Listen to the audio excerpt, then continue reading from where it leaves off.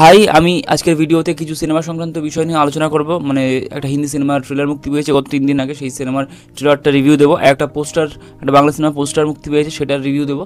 আর কিছু সিনেমার আপডেটস দেবো। তো বেশি দেরি না করে ভিডিওটা শুরু করা যাক। প্রথমে যদি ধুরন্ধর সিনেমার ট্রেলার নিয়ে কথা বলি, তো ট্রেলারটা কিন্তু সত্যি খুব ভালো একটা ট্রেলার হয়েছে, আমার প্রচণ্ড ভালো লেগেছে। মানে ট্রেলারটা একটা এনার্জেটিক ট্রেলার, খুব মানে বোরিং নেই। মানে এতটা বড় 4 মিনিটের ট্রেলার, কিন্তু কখন শুরু হলো কখন শেষ হলো মানে বোঝাই গেল না এমন। তো ট্রেলারটা কিন্তু খুবই ইম্প্যাক্টফুল। যেই অ্যাক্টারগুলোকে নেওয়া হয়, মানে কাস্টিং প্রচণ্ড ভালো। অর্জুন রামপাল, সঞ্জয় দত্ত, অক্ষয় খান্না, রণবীর সিং রয়েছে।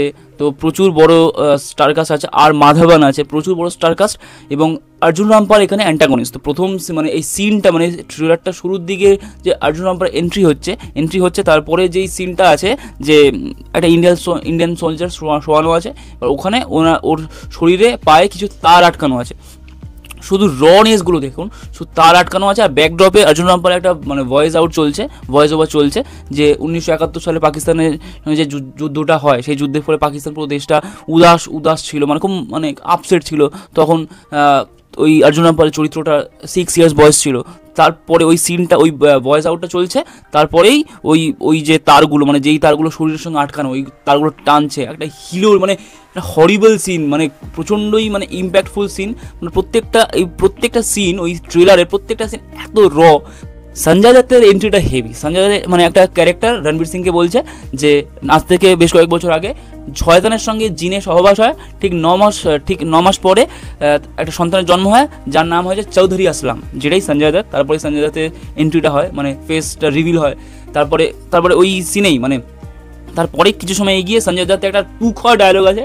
ডায়লগটা হচ্ছে, আগার মেরে সাথ কোই দগাবাজি কি না তো মারনে সে পহলে তুঝে রান্ডবা বানা দুঙ্গা। এই মানে সেরা ডায়লগ। তারপরেই যেই বিল্ড আপগুলো হয়, প্রত্যেকটা ক্যারেক্টারের যে টাইটেল কাট মানে হওয়ার সময় যে বিল্ড আপগুলো দিচ্ছে, তার ব্যাকগ্রাউন্ডে যে মিউজিকটা বাজছে, প্রত্যেকের এন্ট্রি খুব ভালো, এন্ট্রিগুলোর ব্যাকগ্রাউন্ড মিউজিক খুব ভালো। যে গ্র্যান্ডারটাকে যে ধরেছে, সেই প্রত্যেকটা যে টেমপ্লেটটাকে যেই সময়ের এটা স্টোরিটাকে নিয়ে এসছে, সেই সময়ে স্টোরিটার যেই গ্র্যান্ডার মানে যে কালার টোনটাকে দিয়েছে, ওই কালার টোনটা খুব সুন্দর, দেখতে ভালো লাগছে। প্রত্যেকের লুক খুব ইন্টারেস্টিং। রণবীর সিংয়ের লুকও খুব ইন্টারেস্টিং।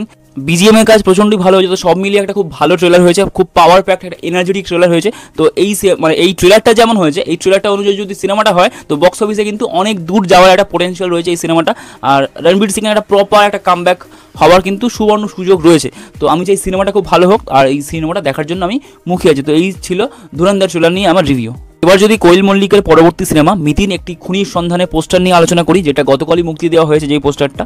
এই সিনেমাটা এবছর ক্রিসমাসে, অর্থাৎ দেবদার প্রজাপতি 2 এবং SVF এর লহ গৌরাঙ্গের নামে, এই দুটো সিনেমার সঙ্গে ক্ল্যাশে মুক্তি পাচ্ছে। তো পোস্টারটা নিয়ে আসলে দেখুন, পোস্টারটা খুব বেশি কিছু আলোচনা করার নেই। এটা খুব বেসিক একটা পোস্টার হয়েছে।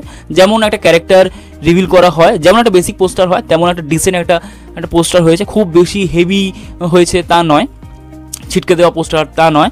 মানে কোয়েল মল্লিককে আমার মানে প্রচণ্ডই মানে খুব প্রিয় একজন অভিনেত্রী। সে আমার ছোটো বয়স থেকে সে আমার খুবই প্রিয় একজন অভিনেত্রী ছিল, এখনও আছে, ভবিষ্যতেও থাকবে।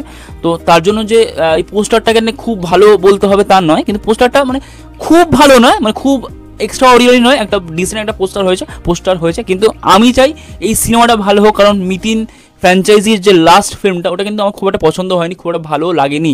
তো সেই দিক থেকে আমি চাই এই সিনেমাটা ভালো হোক। ইটসেলফ অরিন্দম শীল একটা খুব ভালো একটা সিনেমা তৈরি করুক, এটাই মানে অলরেডি করে ফেলেছেন। তো সিনেমাটা ইটসেলফ খুব একটা ভালো সিনেমা হোক, এটাই আশা রাখি। তো এই পোস্টারটা নিয়ে এই ছিল আমার রিভিউ।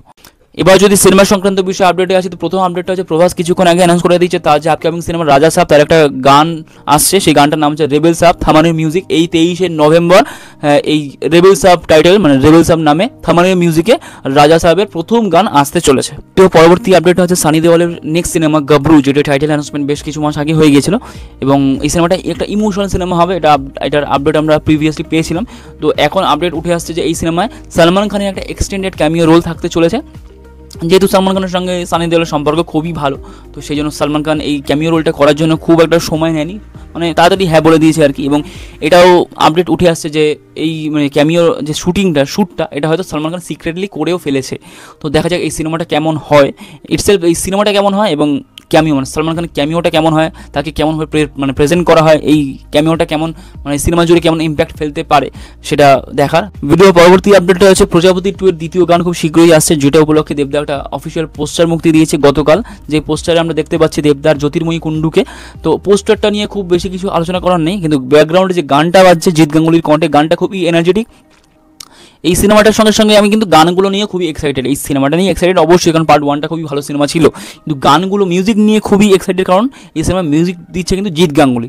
তো জিৎ গাঙ্গুলির মানে কণ্ঠে বা জিৎ গাঙ্গুলির সুরে এর আগে প্রচুর ভালো ভালো গান আমরা উপহার পেয়েছি, আমাদের ছোটো দিয়ে এই এত বড় হলাম, এই যে জার্নিটায় অনেক প্রচুর ভালো ভালো গান আমরা জিৎ গাঙ্গুলির পক্ষ থেকে উপহার পেয়েছি। তো সেই জন্য এই গানগুলো নিয়ে, এই সিনেমার গানগুলো নিয়ে আমি খুবই এক্সাইটেড। তো এই গানটা ইটসেলফ যেটুকু যা ক্লিপিং শুনলাম গানটা কিন্তু খুবই এনার্জেটিক, খুব ভালো লাগছে শুনতে।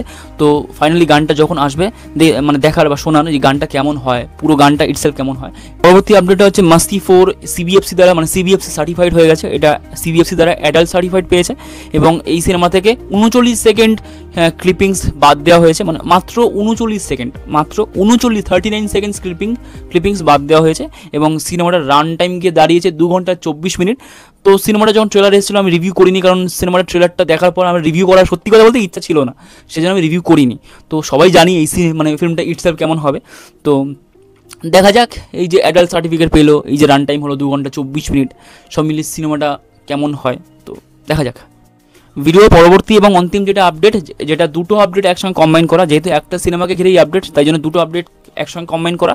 তো প্রথম আপডেট হচ্ছে মানে এস রাজামৌলি একটা বড়সড় কেস খেয়েছে। কী কেস? তার যে পরবর্তী সিনেমা বারাণসী, যেটা এখনও পর্যন্ত এটাই টাইটেল আছে, পরবর্তীকালে চেঞ্জও হতে পারে, কারণটা বলছি। তার যে এই টাইটেলটা সিএইচ সুব্বা রেড্ডি নামক একজন ডিরেক্টর, তার প্রোডাকশন হাউসের পক্ষ থেকে বা ব্যানারে এই টাইটেলটা অলরেডি রেজিস্টার করা আছে, তাই তাদের পক্ষ থেকে এস রাজামৌলির নামে কেস করে দেওয়া হয়েছে। তো দেখা যাক এই কেসটা, এই যে ইস্যুটা কত দূর এগোয়, মানে টাকা পয়সা দিয়ে এই মানে নামে টাইটেলের সত্যটা পুরোপুরি নিয়ে নেওয়া হয় নাকি কোন দিকে এই জলটা যায়, এটাই দেখার। আর পরবর্তী যেটা আপডেট সেটা হচ্ছে এই বারাণসী সিনেমায়, যেহেতু এই টাইটেলটাই এখনও পর্যন্ত আছে, তো এই সিনেমায় আর মাধবন হনুমানজির চরিত্রে থাকতে চলেছে। তো রাজামৌলি এই এনার মতো একজন এত স্ট্রং অ্যাক্টরকে কেমনভাবে প্রেজেন্ট করে সেটাই দেখার, কতটা স্পেশালভাবে প্রেজেন্ট করে সেটাই দেখার। তো এই ছিল আপডেট। ভিডিওটা কেমন লাগলো কমেন্টে বলবেন, আর চ্যানেলটা ভালো লাগলে লাইক, কমেন্ট আর সাবস্ক্রাইব করবেন। Thank you.